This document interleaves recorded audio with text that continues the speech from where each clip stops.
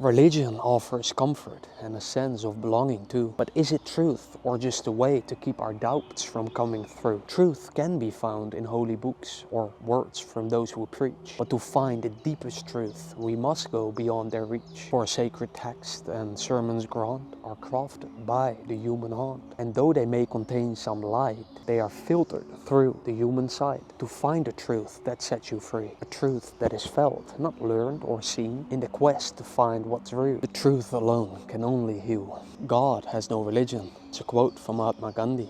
I read 20% of the Bible and I read the Quran. And although there are some absolute truths to be found in the holy books, I do not spread religion. I do not promote belief, nor do I promote believing me or what people like Alan Watts may say.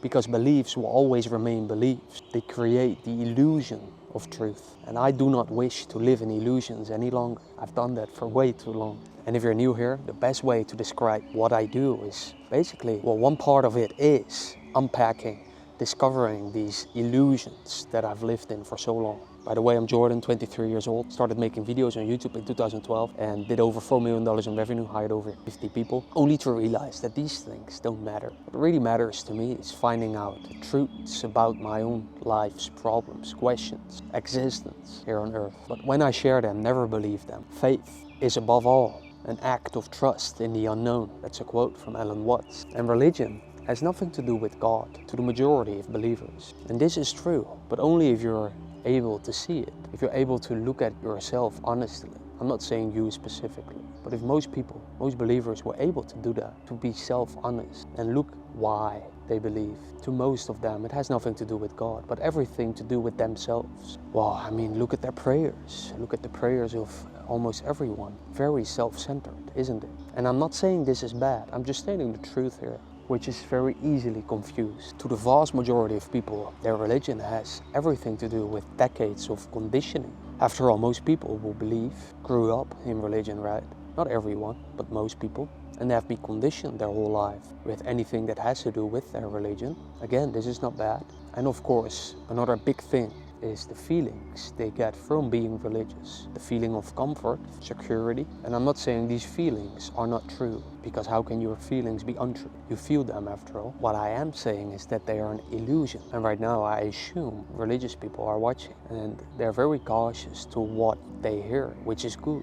Because you should not for 1 second believe my words, nor anyone else. And your mind probably says, how can the things Jordan tells me in this video, has said so far and will continue to say, not be believed? How can his words not be believed for himself? To that I would say, who do you think gets closer to the truth? The one who looks for it, or the one who subscribes to a religion for ulterior motives? Comfort, connection, brotherhood, fear of being an outcast, especially if you grew up in a family who's religious. The clarity it gives you, the structure it gives you, and the praying and the rituals, etc. The friends you made, the connection, the love you may feel. Who do you think gets closer to the truth? Honestly, the one, or in general, people who think for themselves, or the ones who listen to others and believe the words, for example, in the holy books to be true.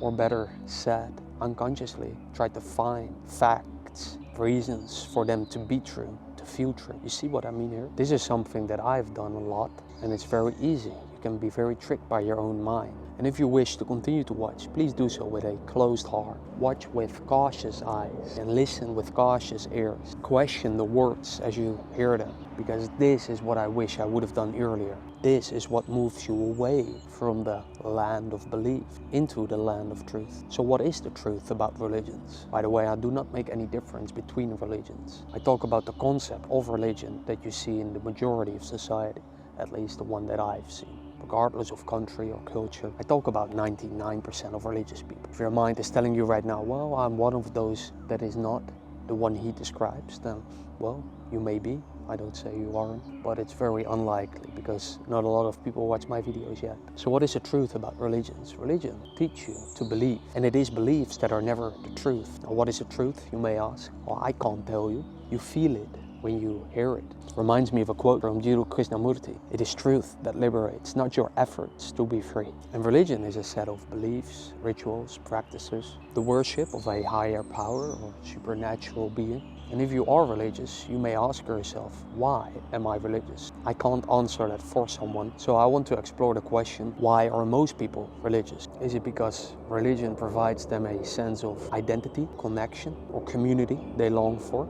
Is it because they seek to find answers to fundamental questions in life, about the meaning of life, and that the religion provides them with clarity they look for, a framework, so to speak, of understanding the world around them? Or do they fear the opposite, the fear of losing the connection they have with their friends, family, other people that are religious? Or even worse, to be an outcast to all of their inner circles? Is it because they fear to be led astray and the so-called consequences that you maybe heard in your religion about the evil path? Or does it provide structure to their life? The praying, the worshipping, the rituals, the celebrations, and even the sacrifices? Or do they feel a sense of superiority to non-believers or to people with a different religion, to those who believe in the wrong God, the wrong thing? Or does it give them meaning in life, a feeling of satisfaction that time is well spent? Or all of those things? Again, I'm not here to give you an answer, for that would create another belief, and beliefs have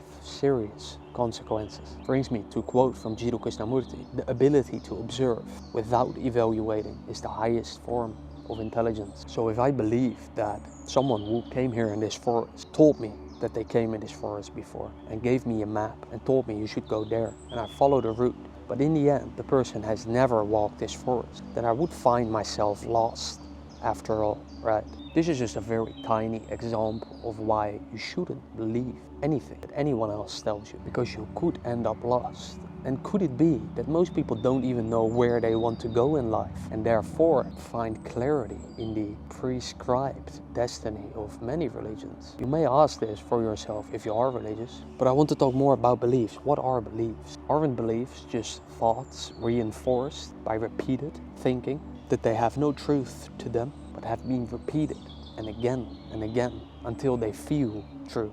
Beliefs are always limiting. Everything that is a product of thought is limiting. This must be because thoughts are limited themselves, and it's difficult to explain this. But when you look at this tree here, then when I see the tree and thoughts arise, oh, this is I don't know, I don't have botanical knowledge. Whatever the thought would say, if I had, then it would tell me this is this kind of tree and it can grow this tall. Then these are very limiting, because those are only the things that I know, but there is so many things I do not know. I hope this explains why thoughts are very limiting, and therefore beliefs will be very limiting too, because they are a product of thought. If you didn't have thoughts, you wouldn't believe, you would just see, you would just experience, you would just look at the tree and not believe anything to be true or false about the tree, or believe that it was created by God.